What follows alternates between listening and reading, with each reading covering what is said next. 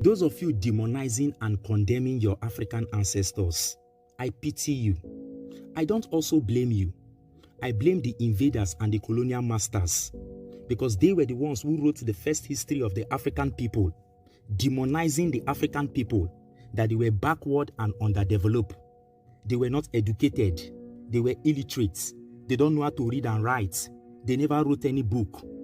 They were the ones who wrote the first history book for the black man. And you know what? The history of a people must be written by those people, not the invaders, because the invaders will write the history to favor themselves. A lot of you come to my page to tell me, Ebenezer Heru, all this history you're teaching, how does it benefit the black man of the 21st century? How does it provide food on the table for the black man? How does it solve the bad governance in Africa? But don't worry, today I am going to teach you why you need to know your history. Let me tell you, African problems need African solution. African problems don't need Western solution. This is what I want you to know. You keep saying our African ancestors were not educated, that they were illiterate, that they never wrote any book. Don't worry. Your problem is that you don't read. That is just your problem. You see, history is very vital for every human being on earth. That's why in Africa, we are the only people who don't know our history. That is why we are condemning and demonizing our African ancestors. The truth of the matter is that till the day I will die, I will continue to defend my African ancestors because they were the ones who died for me. They were the ones who were enslaved on my behalf. They were the ones who took bullet for me, not any Jesus, not any Messiah from any religion.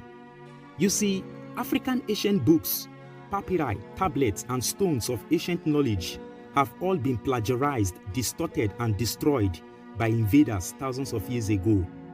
You have heard of the Library of Alexandria. The Library of Alexandria was a library that stored the ancient knowledge, wisdom, invention, and the origination of the black civilization, which was written on ancient documents called papyrus, which is the ancient name for paper, tablets, stones, shrines, and pyramids. Around 48 BCE, the Roman tyrant Emperor Julius Caesar was tracking his opponent General Pompey to Egypt. In reaching Egypt, he was flabbergasted, bewildered, and astonished by the great civilization he saw in Africa. When Julius Caesar intervened in the civil war between Cleopatra and her brother, Caesar set the ships ablaze in the harbor. It is believed that this white fire spread quickly and burnt down the Library of Alexandria, which completely destroyed every documented knowledge of our African ancestors. And today they said our African ancestors never wrote any book. The knowledge of Africans was annihilated by those who seek knowledge from them, such as the Hyksos from Asia, the Greeks, the Romans, and recently the Arabs. Socrates came to Egypt, studied and acquired black knowledge from Africans, and took that knowledge to his people in Athens, Greece. He introduced the worship of African gods and goddesses to his people in Europe, and they accused him of blasphemy. He introduced the social systems of Africa to his people, and they accused him of corrupting the minds of the youths. Go and study your Philosophy 101 if you think I'm lying. Socrates was arrested and taken to court. In the Apology of Plato, written in 399 BCE, a book which comprises all the speech of his teacher, Socrates was seen defending himself in the Agora, a public place of gathering in ancient Greece in Europe. Socrates defended himself with the knowledge he had gained in Kemet, which is the ancient name for Egypt, which means the land of the blacks, in a courtroom filled with political leaders of ancient Athens in Greece who disdained the knowledge he received from Africa. Upon finding him guilty, his students offered to help him escape, but Socrates refused, rather believing that the state is supreme and no one is above the state. Therefore, with the help of his students, he drank a hemlock poison and committed suicide. Anaxagoras, a Greek philosopher who studied in Africa, was also imprisoned and exiled. Plato, who also gained knowledge in Africa, unfortunately was sold into slavery, and Aristotle was indicted and exiled. While the earliest of them all, Pythagoras, who studied in Africa for 22 years according to Isaac Newton, was expelled from Croton in Italy. The Athenian government was run by men with ignorance, and ignorance, according to Socrates and Plato, is the beginning of evil. Socrates asserted that evil is the result of ignorance, while Plato posited that ignorance is the root of every evil. The knowledge Socrates brought from Africa was hated and disdained by his people.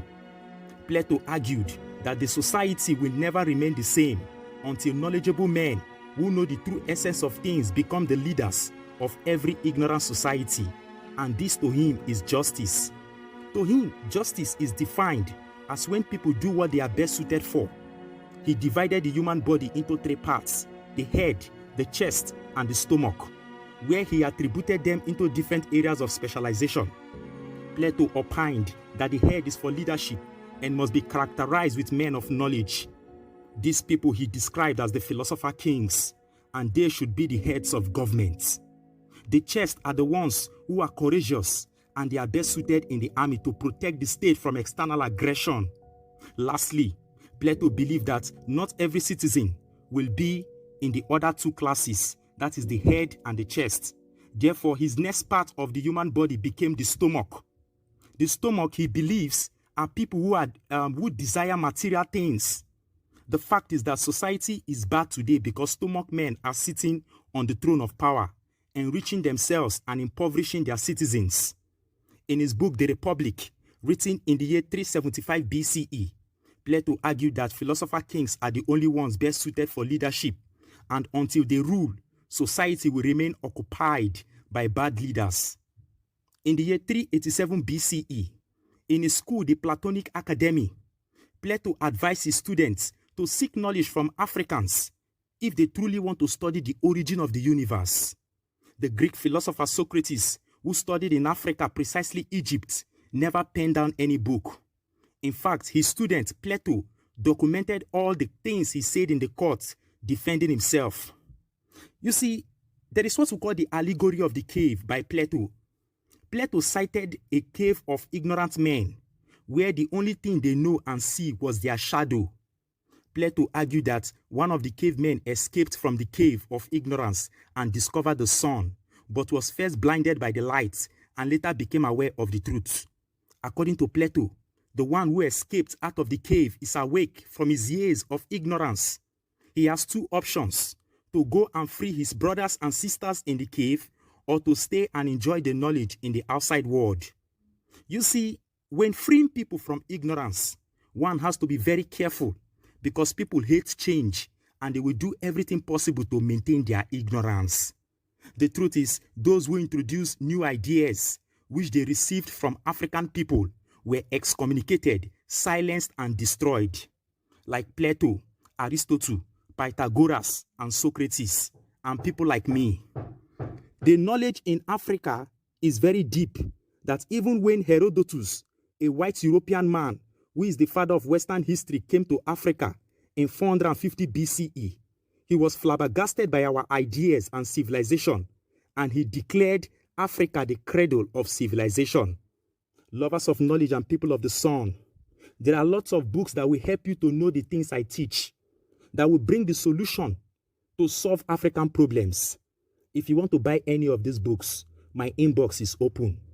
We have one, the Egyptian Book of the Dead and the Papyrus of Ani, the books of Enoch, the destruction of black civilization, the untold history of the black race and the fall of African civilization, and many more that will open your eyes to know the untold history of your African ancestors that even the university professors will never teach you. Don't forget to subscribe to my YouTube channel at Ebenezer Heru for free. Peace.